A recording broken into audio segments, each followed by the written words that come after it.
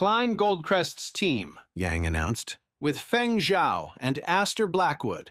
The Goldcrest heir stepped forward with the natural arrogance of nobility, his golden lion manifesting in brilliant patterns across his skin. The light caught the metallic sheen of his beast's markings, creating an almost ethereal glow.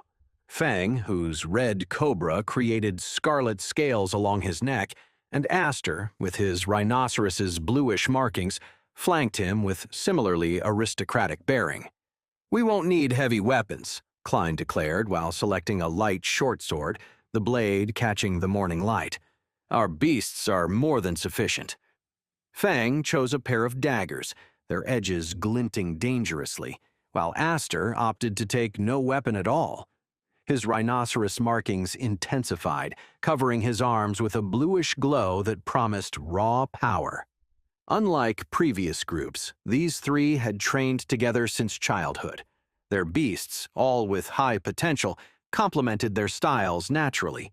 The lion's overwhelming presence, the cobra's precision, and the rhinoceros's raw strength forming a deadly combination. The assistants released another Stone Lurker. The creature barely had time to camouflage before the team moved into action.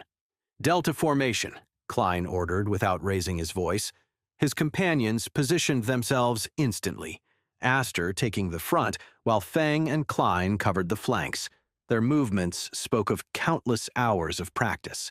Feng's cobra allowed him to detect the creature's body heat, and through it, the thinner areas of its armor. His scarlet scales shimmered as he focused his beast's sensory abilities. 30 centimeters down, slightly left of the eye crack, Feng reported, his scales glowing brighter with certainty. Astor advanced heavily, his rhinoceros manifesting in a controlled charge. The Stone Lurker attempted to jump at him, identifying him as an apparently smaller and weaker target than itself, a grave mistake. Klein's golden markings blazed as his lion responded.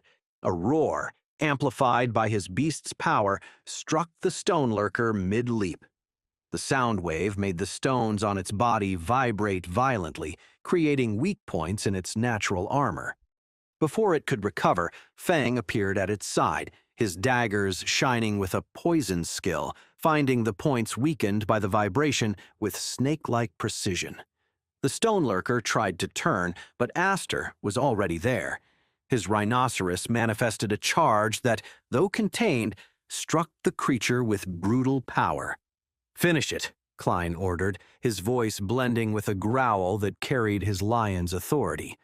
All three attacked simultaneously, Feng's poison daggers finding vital points near the eyes, Astor's charge holding the creature in position, and Klein's final roar shattering what remained of its mineral armor before ending it with his sword. The Stone Lurker collapsed without even having time to screech. "Impressive coordination," Yang commented as assistants removed the body, "though perhaps a bit excessive in mana use for a juvenile." "Excess is better than incompetence," Klein replied while sheathing his barely used sword. His lion's markings glowed with satisfaction. "Besides, we can use our skills 5 times without breaking a sweat." "An interesting demonstration of those powerful beasts' natural abilities," Lin added. "Though in a real situation, depending solely on their mana could be risky." Klein simply smiled, the gold in his skin shimmering. His companions maintained equally satisfied expressions as they returned to their positions, their superiority evident in every movement. Efficient, Ren thought, but arrogant. They're so used to their beasts solving everything, they barely used their weapons. The mushrooms in his hair pulsed while analyzing the combat. It had been a crushing victory, yes, but also a demonstration of, perhaps, excessive dependence on their beasts and mana. "Next team!" Yang called out. "Ren, Taro, and Min," he announced. The laughter began before he finished naming them. Jean and his group were particularly loud, their mockery echoing across the training ground.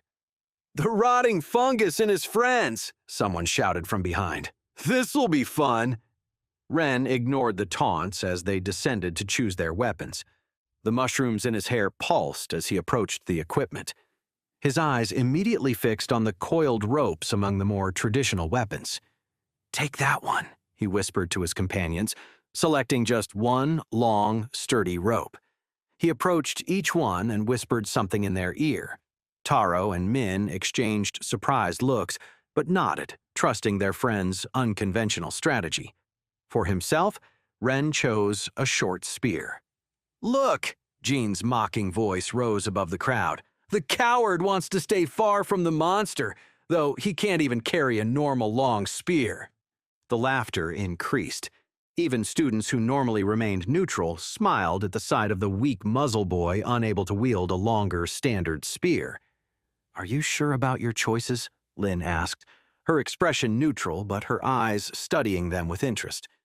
Ren nodded, the mushrooms in his hair pulsing calmly. Knowledge flowed through his mind, revealing the Stone Lurker's peculiar anatomy, how their organs concentrated in a compact sphere, with the brain aligned vertically above their posterior end. The assistants released another Stone Lurker. The creature immediately camouflaged itself, its suction cups gripping the ground while studying its opponents with predatory patience. "Begin!" The team's movement took everyone by surprise. Instead of the cautious approach they thought would be employed, Taro and Min ran forward, each holding one end of the extended rope.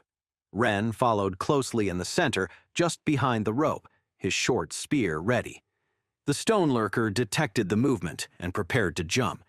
Its sensors identified Ren as the closest target and smaller than itself. Its suction cups detached from the ground, its enormous mouth beginning to open. But it was too late. The rope caught it across the forehead mid-leap. Taro and Min pulled in unison, using the monster's own momentum to roll it backward. The stones on its body scraped against the ground as its belly was exposed, but it was a belly also completely covered in stone. What could the spear do there? Wait, that's not the end.